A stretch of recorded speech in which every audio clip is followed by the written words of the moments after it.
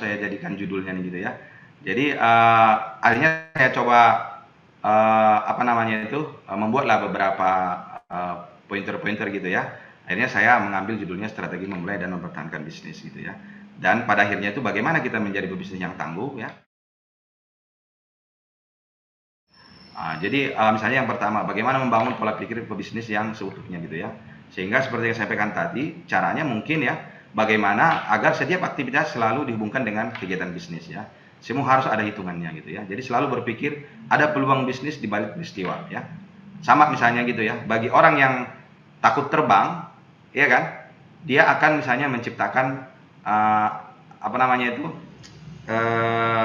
pengapung gitu ya, atau misalnya parasut gitu ya. Tapi bagi orang yang ingin kecepatan, dia akan menciptakan pesawat terbang gitu ya. Jadi semua pasti ada gainnya gitu ya, pasti ada potensialnya gitu ya. Jadi itu yang kalau kita misalnya bisa apa namanya itu ya, itu menjadi habit kita, saya kira adik-adik pun nanti akan menjadi pebisnis yang handal gitu ya. Saya pun sebenarnya belum sampai sekarang terus mengasah gitu ya.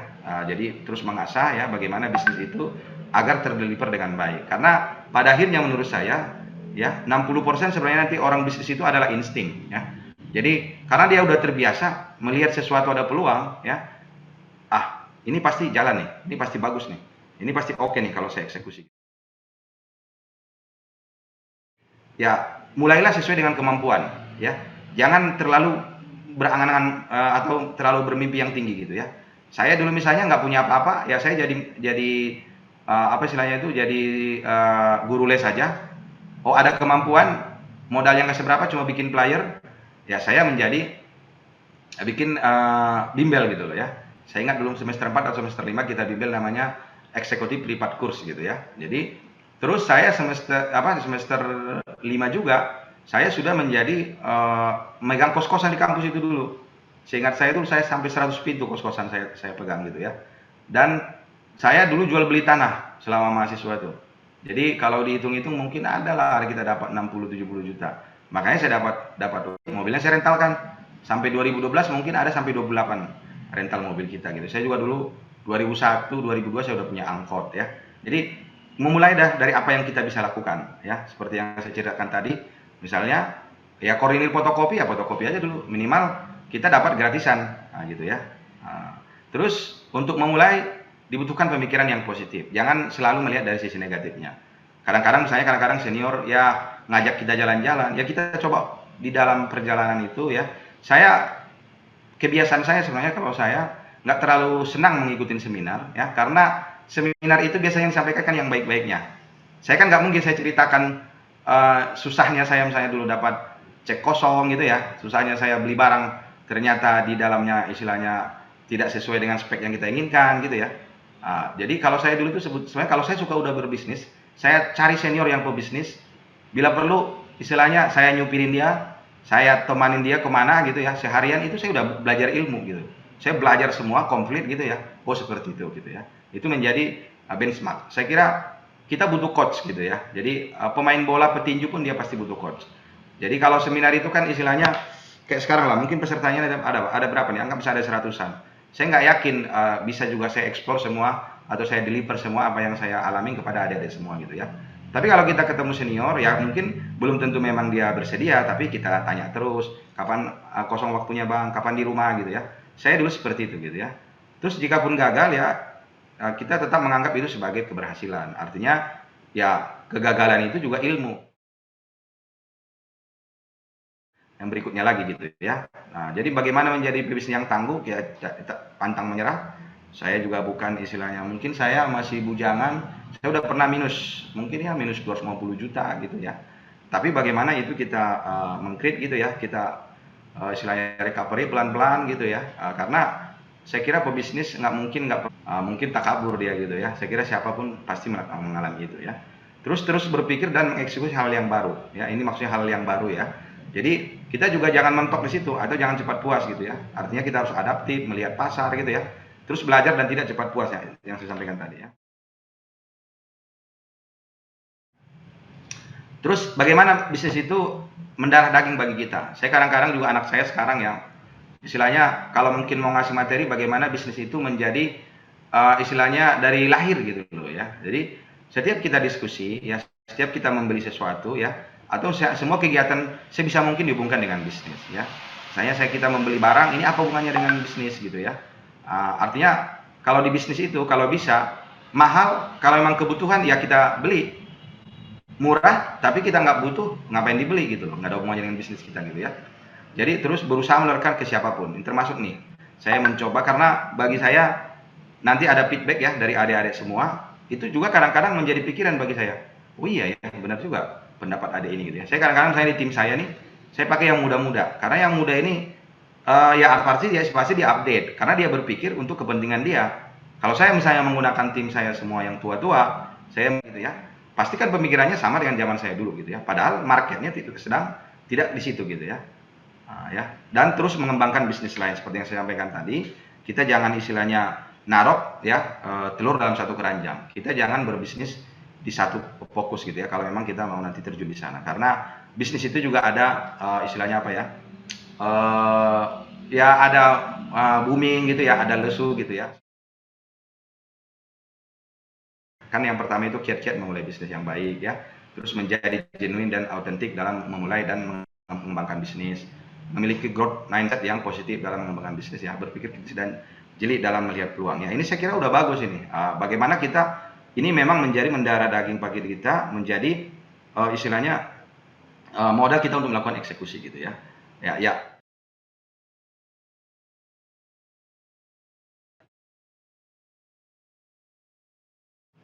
kiat-kiat memulai bisnis yang baik menurut saya langsung terjun. Jangan kebanyakan seminar ya. Jadi Anda seminar 100 kali, kalau menurut saya lebih bermanfaat Anda dari besok buka toko. Sekecil apapun bisnisnya. Pasti Anda belajarin semua itu yang ada di seminar itu gitu ya. Jadi sama itu, kalau mau berenang ya jangan kebanyakan beli buku renang. Saya dari kampung dulu nggak diajarin tuh berenang kan gitu. Tapi karena kita sehari-hari lompat ke sungai, ya walaupun istilahnya berenangnya gaya apa gitu ya, tapi kan kita bisa berenang ya. Jadi menurut saya ya kiat-kiat memulainya langsung aja terjun. Apapun bisnisnya. Masalah gagal berhasil, anggap itu keberhasilan juga. Karena itu modal untuk yang berikutnya gitu ya. Terus lakukanlah sesuai kemampuan yang ada. Jangan terlalu apa istilahnya itu ya, berhayal juga tinggi-tinggi atau terlalu muluk-muluk gitu ya. Saya kan nggak bisa dong, saya harus dapat tempat yang strategis. Ya kita nggak punya gitu ya. Saya dulu misalnya bikin tambal ban, hanya modal 3,7 juta, tapi seminggu kita bisa, sebulan kita bisa dapat margin 700. Memang itu bisnisnya kan nggak menarik gitu ya. Tapi ya kita kan pebisnis. Kita cari duit, cari margin gitu ya. Nah, itu yang bisa kita lakukan, itu dulu lakukan. Makanya saya kadang-kadang ada junior datang bertanya, "Bang, saya mau bisnis ini nih, emang modalnya berapa?" gitu. Nggak ada sih bang, atau hanya ada segini bang. Coba lakukan, jual pecel lele kayak gitu ya. Kayak saya dulu misalnya, saya jual beli tanah aja di kampus. Saya selama mahasiswa jual beli tanah, itu kan nggak ada modalnya. Hanya nongkrong misalnya di masyarakat, berkawan dengan senior. Si senior misalnya dia pingin beli gitu ya, dia pingin membangun kos-kosan. Itu kan nggak ada modalnya gitu ya. Tapi ya itu yang bisa kita lakukan saat itu, itulah yang kita eksekusi gitu ya. Terus jangan terlalu banyak pertimbangan ya, apalagi masih muda ya. Ya beranikan diri aja langsung terjun ke bisnis kalau mau jadi pebisnis ya. Tapi memang jangan langsung mengatakan saya kayak nggak cocok pebisnis, saya nggak ada darah pebisnis. Coba aja dulu, apalagi selagi mahasiswa gitu ya. Ini yang saya sampaikan tadi, bisnis yang bagus itu adalah bisnis yang dimulai ya.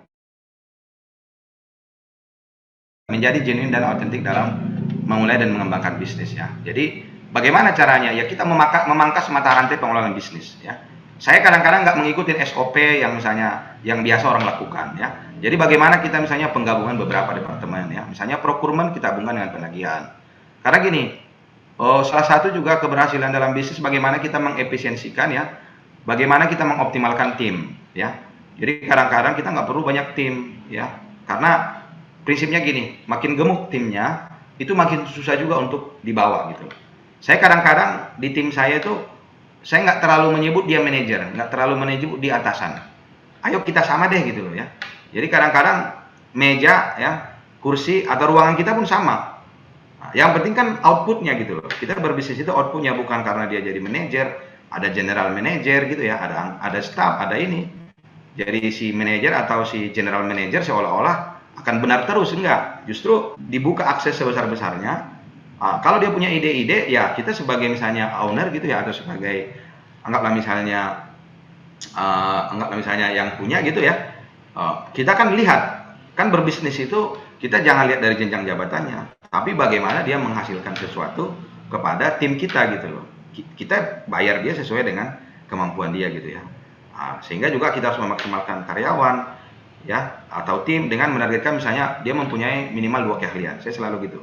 Kamu kalau bisa marketing, ya kan, kamu juga harus bisa istilahnya bagaimana membuat penawaran, bagaimana menagih gitu ya.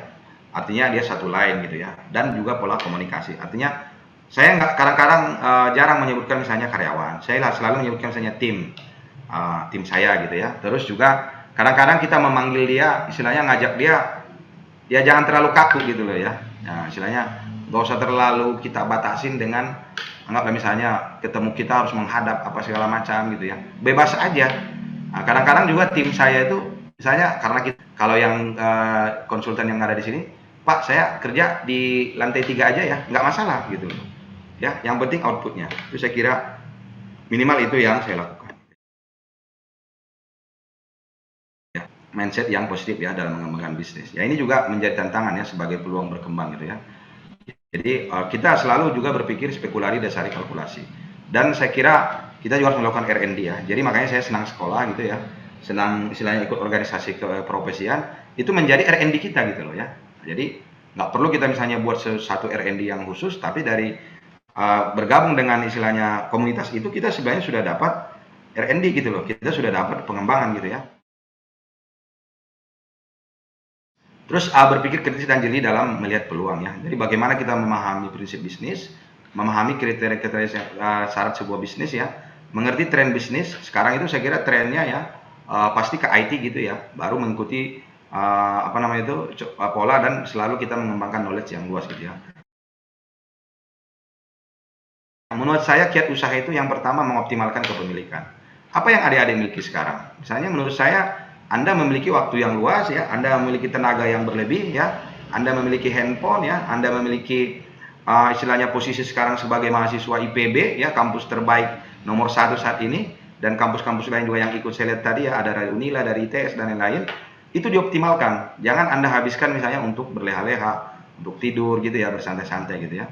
Terus yang kedua, saya juga selalu membangun networking. Bisa lewat organisasi, bisa melalui keprofesian atau organisasi kemasyarakatan, bila perlu di tingkat RT, RW gitu ya, atau dimanapun, kita selalu menganggap itu adalah bagian dari networking, sinergi dan silaturahmi. Saya kira kita yang di Muslim juga disampaikan gitu kan, bahwa itu yang dioptimalkan. Dan saya kira juga jangan cepat menyerah. Kita coba lagi. Ya, saya nggak pernah berhitung berapa kali saya gagal ya. Tapi saya terus saja, ada ide baru, ada pemikiran baru, ketemu teman, ketemu relasi, kita optimalkan itu menjadi sebuah bisnis. Dan juga kita harus menjadi eksekutor yang handal ya. Pada akhirnya bisnis itu adalah harus dieksekusi, bukan diceritakan atau diomongkan terus ya. Jadi kita tidak sedang menjual angan-angan. Bisnis itu saya kira harus real ya. Jadi ya istilahnya makanya ini maaf aja saya baca juga tornya saham gitu ya. Saya kebetulan dari dulu termasuk yang nggak suka main saham gitu ya. Karena menurut saya itu enggak, ya memang bagi orang tertentu real, tapi saya lebih suka mengeksekusi ya. Saya punya uang sekian, ya saya eksekusi sesuai dengan bisnis yang ada. Karena itu kalau misalnya kita berhasil, itu percepatannya itu jauh lebih gitu ya. Kan logikanya yang saham itu kan setelah kita store siapa yang gunakan? Pasti kan pemodal. Ya kalau bisa orang yang nyetor ke kita yang mutarkan gitu ya. Seperti itu. Terus yang terakhir menurut saya memilih aman sebelum nyaman. Saya dulu misalnya waktu bujangan saya udah punya 8 mobil. Tapi saya belum pernah memiliki mobil itu, artinya saya nggak jadikan itu kendaraan pribadi saya. Karena menurut saya belum aman gitu ya. Jadi saya rentalkan dulu itu ya. Dan setelah saya rentalkan, saya juga gunakan mobil misalnya tidak ya istilahnya yang bermewah-mewah, sesuai kebutuhan aja dulu. Karena kita memang mau berbisnis gitu loh. Kita bukan mau sok-sokan gitu loh ya. Jadi penampilan yang seperti apa gitu ya. Karena pada akhirnya bisnis itu kalaupun seandainya nanti stop atau misalnya berhenti, Anda juga yang akan mengalaminya gitu loh ya. Kan nggak mungkin juga selamanya penjualan bagus gitu ya. Jadi kita harus memilih aman sebelum nyaman. Ya, kalau kita misalnya apa sih entrepreneur skill-nya yang harus kita miliki ya, saya kira ya ini juga penting ya. Makanya nih saya kira nih background-nya kan orang anak-anak Pateta nih. Saya kira anak-anak Pateta ini yang teknologi pasti orang-orang yang punya logika matematika ya, dan istilahnya filsafat ya, atau kreativitas bisnis yang bagus ya.